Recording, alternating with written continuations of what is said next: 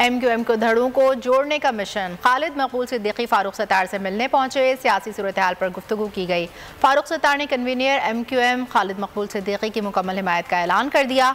Media से गुफ्तगू में इल्ज़ाम लगाया कि जमात इस्लामी और पीपल्स पार्टी में पस पर्दा मुआहिदा हो गया है।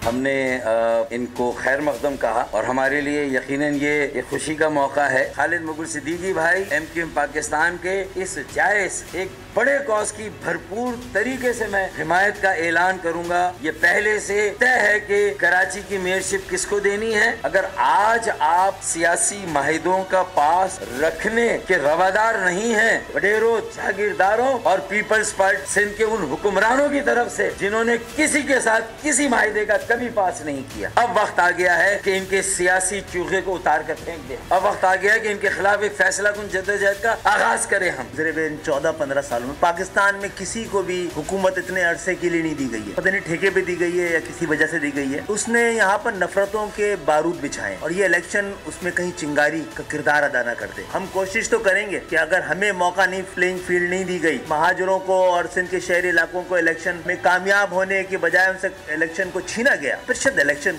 हम भी नहीं होने देंगे, किसी को इस बात की इजाजत देंगे। और अगर आपको हमारी ये वीडियो पसंद आई है तो लाइक पर क्लिक कीजिए।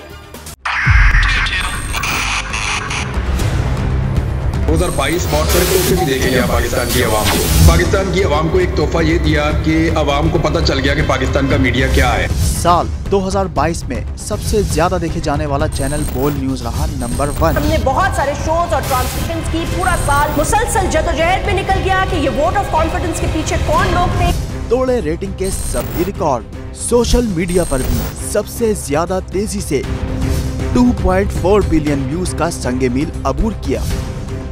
एंकर्स को भी आवाम में सबसे ज्यादा मकबूलियत मिली और सोशल मीडिया पर भी बोल रहा सब पर भारी। सब्सक्राइब करें और बेल दबाएं ताकि कोई खबर रह न जाए।